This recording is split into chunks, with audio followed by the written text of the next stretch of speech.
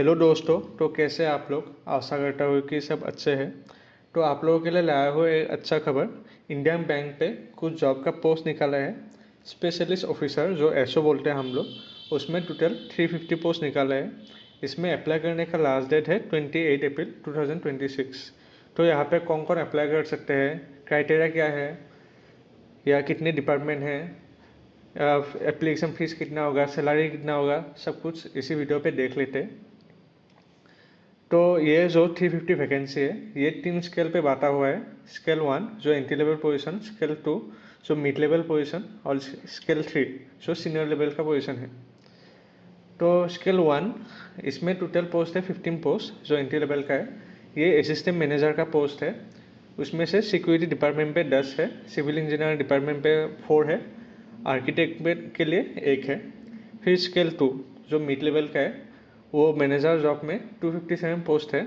उसमें credit department पे 80, finance पे 80, फाइनेंशियल एनालिसिस के लिए 40, सीए के लिए 10, एचआर के लिए 10, मार्केटिंग के लिए 10, डीबीए के लिए 5, वेल्थ मैनेजमेंट के लिए 5, फिर डीसी ऑपरेशंस के लिए 4, एपीआई डेवलपर के लिए 4, इंफॉर्मेशन सिक्योरिटी ऑपरेशंस उसके लिए 3, नेटवर्क ऑपरेशन उसके लिए 3, एप्लीकेशन डेवलपर उसके लिए भी 3, डेटा एनालिस्ट उसके लिए भी 3। फिर स्केल 3 जो सीनियर लेवल का जॉब है, सीनियर मैनेजर, उसमें टोटल 78 पोस्ट है। क्रेडिट डिपार्टमेंट पे 20, फाइनेंस पे 20, फाइनेंशियल एनालिसिस पे 10, रिस्क मैनेजमेंट के लिए 6, फॉरेक्स डीलर के लिए 4, मॉडल वैलिडेटर के लिए 4, डेटा एनालिसिस के लिए 2, क्लाइमेट रिस्क के लिए 2, डोमेस्टिक डीलर के लिए 2, फिर आईटी रिस्क मैनेजमेंट के लिए 1, फॉरेक्स डीलर जो क्रॉस करेंसी, जो करेंसी का इधर उधर करते हैं ना, उस डिपार्टमेंट के लिए 1, डोमेस्टिक डीलर के लिए 1, फिर डोमेस्टिक डीलर जो इक्विटी डिपार्टमेंट पे है वो 1, फिर डोमेस्टिक डीलर एनएसएलआर उसके लिए 1। और हर एक वैकेंसी पे रिजर्वेशन तो रहेगा ही, और जो बैंक ने रखा है उसी हिसाब से रहेगा। अभी इसका सैलरी कितना होगा कौन से ग्रेड के लिए, जो स्केल 1 का था एंट्री लेवल का, उसमें मिनिमम सैलरी 48,480 होगा स्टार्टिंग पे, फिर बाद में बढ़ के 85,920 होगा। फिर जो स्केल 2 का जॉब था उसमें स्टार्टिंग सैलरी 64,820 होगा, बाद में इंक्रीज होकर 93,960 होगा। फिर स्केल 3 जो था सीनियर लेवल का वो जॉब, उसमें स्टार्टिंग पे ही 85,920 होगा और बाद में 1,05,280 हो जाएगा। तो ये तो बेसिक सैलरी था। उसके अलावा भी आप लोगों का डीए रहेगा, फिर सीसीए रहेगा, फिर हाउसिंग अलाउंस भी रहेगा, और बैंक के अनुଯାयी जो जो मिलना चाहिए एक्स्ट्रा वो सब भी रहेगा। अभी यहाँ पे कुछ इम्पोर्टेंट नोटिस है, यही कि एक कैंडिडेट बस एक ही पोस्ट के लिए अप्लाई कर सकते हैं, हर एक पोस्ट के लिए नहीं।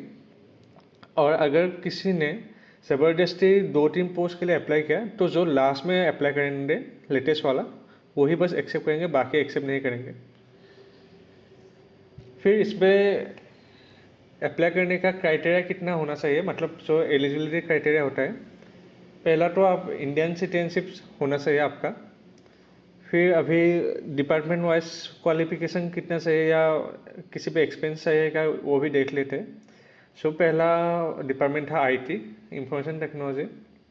उसमें क्या चाहिए, 4 साल का बीटेक चाहिए एससीएस या आईटी डिपार्टमेंट या इलेक्ट्रॉनिक डिपार्टमेंट पे, या तो पोस्ट ग्रेजुएट आपका मास्टर्स चाहिए वही फील्ड पे, मतलब एमटेक चाहिए, या तो एनआईए एलआईटी बी लेवल का अगर सर्टिफिकेट है तो पोस्ट ग्रेजुएट नहीं होने से भी हो जाएगा। इसमें एज लिमिट है आपका मिनिमम 23 और मैक्सिमम 33।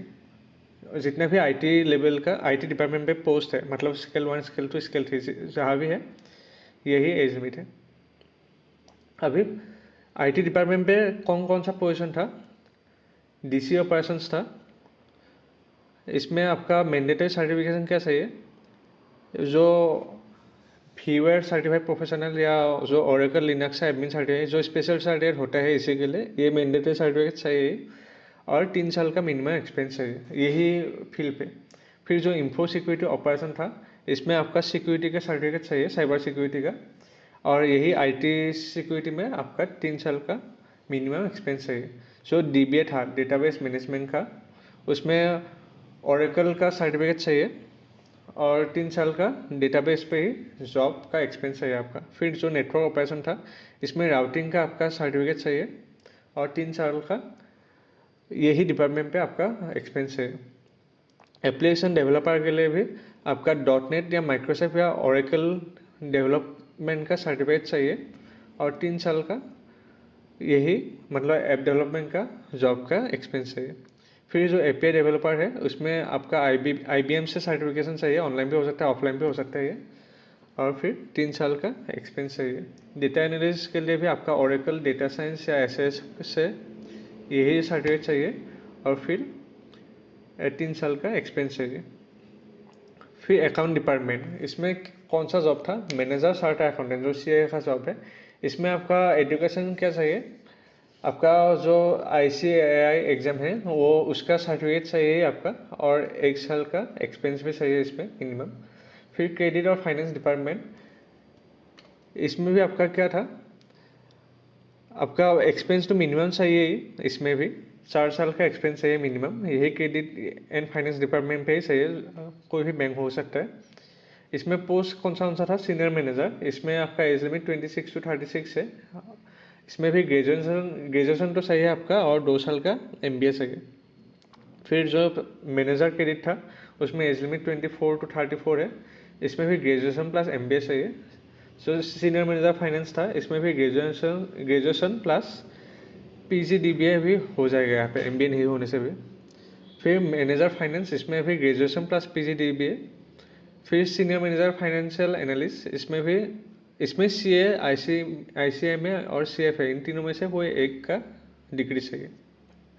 फिर मैनेजर फाइनेंशियल एनालिसिस का जो था इसमें भी CA, ICMA और CFA, इन तीनों में से कोई एक से चल जाएगा। फिर रिस्क मैनेजमेंट जो था इसमें भी मिनिमम एज तो आपका 27 to 37 भी है और इसमें CA या CFA पे आपका ग्रेजुएट होना चाहिए और मास्टर्स कहाँ पे चाहिए? मैथ्स या स्टेटिस्टिक्स पे चाहिए और 5 साल का एक्सपीरियंस भी चाहिए इसमें भी। So senior manager IT risk management का था। इसमें आपको BE या BTech या MCA स्ट्रीम चाहिए या MSc CS पे होने से भी हो जाएगा। इसमें भी 5 years का एक्सपीरियंस चाहिए। जो डेटा एनालिस्ट था इसमें आपका CA का सर्टिफिकेट चाहिए और जो बैचलर मास्टर्स किया हुआ है CS, मतलब जो कंप्यूटर साइंस से IT डिपार्टमेंट या मैथ्स पे है, ये सब होने पे भी आप अप्लाई कर सकते हैं इसमें और 5 साल का एक्सपीरियंस है। तो आप लोग देख सकते हैं हर एक जॉब पे एक्सपीरियंस तो चाहिए इसमें। सो सीनियर लेवल का जॉब है 3 साल 5 साल। फिर सीनियर मैनेजर आता है, senior manager climate risk management से ये सब आता है। फिर फॉरेक्स डिपार्टमेंट का हम लोग देख लेते हैं। इसमें भी आपका मिनिमम एज तो 25 to 35 ही है। एजुकेशन इसमें MBA चाहिए ही और मिनिमम इसमें भी 3 साल का एक्सपीरियंस है। तो अभी तक हम लोगों को फ्रेशर्स का जॉब नहीं मिला है, यहाँ पे देखने को नहीं मिला। फिर वेल्थ मैनेजमेंट जो है इसमें जो मैनेजर का जॉब था इसमें भी वही मिनिमम एज 24 to 34। फिर एजुकेशन MBA चाहिए यहाँ पे सर्टिफिकेशन भी चाहिए, NISM या IRDAI, इसमें से एक चाहिए और यहाँ पे भी मिनिमम एक्सपीरियंस 2 साल का चाहिए। मैनेजर जो 8 साल का था इस पर भी एज लिमिट सेम ही है। एजुकेशन इस पर भी वो पोस्ट ग्रेजुएशन होना चाहिए और फिर एक्सपीरियंस यहाँ पे 2 साल चाहिए। मार्केटिंग पे भी आपका एज 25 to 35, एजुकेशन वही फिर से MBA, सर्टिफिकेशन चाहिए आपका स्पेशल। फिर एक्सपीरियंस यहाँ पे भी 3 साल का चाहिए। सिक्योरिटी डिपार्टमेंट यहाँ पे भी एज 30 to 45 है। एजुकेशन आपका क्या चाहिए यहाँ पे? 3 months का कंप्यूटर कोर्स सर्टिफिकेट चाहिए और IT रिलेटेड का आपका ग्रेजुएशन होना चाहिए। IT रिलेटेड, और वो ग्रेजुएशन IT रिलेटेड नहीं, यहाँ पे ग्रेजुएशन फायर सेफ्टी का चाहिए, लेकिन वहाँ पे आपका IT का एक सब्जेक्ट होना चाहिए। फिर एक्सपीरियंस यहाँ पे भी क्या है? JCO का एक्सपीरियंस है यहाँ पे, या तो मिनिमम 5 साल का इसी डिपार्टमेंट पे एक्सपीरियंस है आपका, सिक्योरिटी डिपार्टमेंट पे, या तो पुलिस ऑफिसर का एक्सपीरियंस होना चाहिए 5 साल का, या इसी रैंक का इंस्पेक्टर होने से भी हो जाएगा। फिर स्टेट डिपार्टमेंट, इसमें एज 22 to 32 है। इसमें सिविल इंजीनियर का डिग्री चाहिए, ऑटोकैड का सर्टिफिकेट चाहिए स्पेशल और मिनिमम यहाँ पे भी 1 साल का एक्सपीरियंस चाहिए। असिस्टेंट मैनेजर, इस पर फुल टाइम आपका वो आर्किटेक्चर का ही डिग्री चाहिए, जो BArch बोलते हैं हम लोग, और सर्टिफिकेशन इसमें 3D सॉफ्टवेयर, गूगल स्केचअप, इसमें कुछ एक से चल जाएगा। मिनिमम यहाँ पे भी 3 साल का एक्सपीरियंस है। तो आप लोग देख सकते हैं ये एक भी जॉब एंट्री लेवल के लिए नहीं है, मतलब फ्रेशर्स के लिए नहीं है। हर एक जॉब पे एक्सपीरियंस है यहाँ पे। तो इसमें अपर एज लिमिट क्या है, SC/ST के लिए 5, OBC के लिए 3 ईयर्स, फिर PWD के लिए 10 ईयर्स, फिर एक्स सर्विसमैन के लिए 5 ईयर्स, और पर्सन इफेक्टिव बाय 1984 एक्ट उसमें भी स्पेशल दिया हुआ है 5 ईयर्स का। अभी एप्लीकेशन फीस कितने हैं यहाँ पे, जनरल, OBC, EWS इन सब के लिए 1000 है, और SC/ST PWD कैंडिडेट के लिए 175 है बस।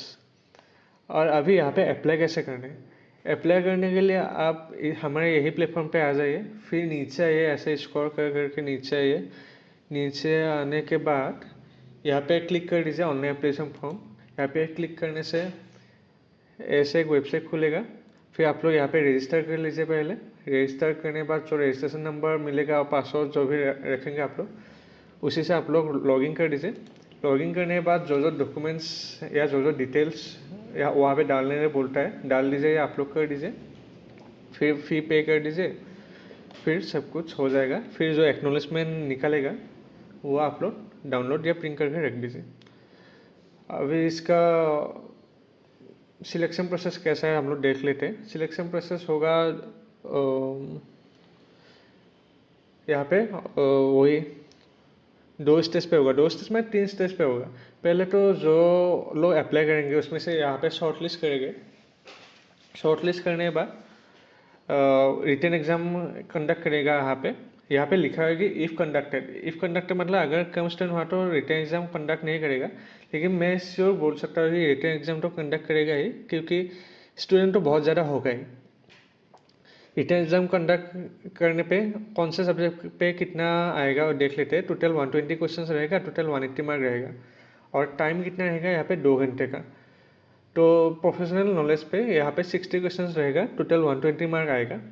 इसी डिपार्टमेंट जो प्रोफेशनल नॉलेज सब्जेक्ट है ना, वो एक पार्टिकुलर डिपार्टमेंट रहेगा ना सबका, उस डिपार्टमेंट के लिए जो पेपर बनाएगा उस टॉपिक के ऊपर ये क्वेश्चन रहेगा यहाँ पे 60 क्वेश्चन। फिर इंग्लिश लैंग्वेज ये सबके लिए कॉमन होगा 20 question 20 mark, reasoning 20 question 20 mark common है सबके लिए, quantitative aptitude 20 question 20 mark common है सब लोग। निगेटिव मार्किंग भी रहेगा। फिर उसके बाद जो रिटन एग्ज़ाम क्रॉस करेगा, मतलब जो जिसका कट ऑफ क्लियर होगा उसको पर्सनल इंटरव्यू के लिए बुलाएगा। ये लेकिन बहुत इंपॉर्टेंट है यहाँ पे इंटरव्यू। ये इंटरव्यू 100 मार्क्स का होगा, मिनिमम क्वालिफाइंग मार्क भी रहेगा इंटरव्यू पे पास करने का। फिर आप लोगों का ये 2 हो जाने के बाद फाइनल वेटेज कैसा होगा, जो मेरिट लिस्ट मतलब रिलीज करेगा वो उसमें एग्जाम प्लस इंटरव्यू का मिला के वो करेगा, मेरिट लिस्ट रिलीज कर देंगे। अभी देखते हैं यहाँ पे कुछ इंपॉर्टेंट इन्फॉर्मेशन दिया हुआ है। प्रोबेशन पीरियड रहेगा यहाँ पे। प्रोबेशन पीरियड मतलब पहले जॉब मिलने के बाद 1 साल पे देखेगा वो लोग कैसे ऐसे, मतलब परफॉर्मेंस कैसा है वो सब रहेगा, देखेगा अच्छा है कि नहीं वो सब देखेगा। अच्छा तो करने पड़ेगा ही परफॉर्मेंस। फिर जो यहाँ पे सिलेक्ट होगा वो ऑल इंडिया बेसिस पे ट्रांसफ़र होगा, क्योंकि ये एग्ज़ाम ऑल इंडिया बेसिस से, तो ट्रांसफ़र भी ऑल इंडिया बेसिस पे होगा, किसी रीजन पे नहीं रहेगा बस। और यहाँ पे सिक्योरिटी बॉन्ड भी रहेगा, मतलब यहाँ पे जॉब मिलने के बाद 2 साल के लिए तो काम करना ही है आपको। तो ये सब भी था इस जॉब के लिए। तो आप लोगों को ऐसे ही अगर जॉब का नोटिफिकेशन चाहिए तो ये चैनल सब्सक्राइब कर दीजिए, लाइक कर दीजिए, या तो आप लोग ये स्टडी मेरे करियर्स का व्हाट्सएप चैनल या टेलीग्राम चैनल ज्वाइन कर सकते हैं यहाँ पे। नहीं तो आप लोगों का ईमेल यहाँ पे डाल सकते हैं, आपको रेगुलर जॉब का नोटिफिकेशन ईमेल पे मिलता रहेगा। धन्यवाद।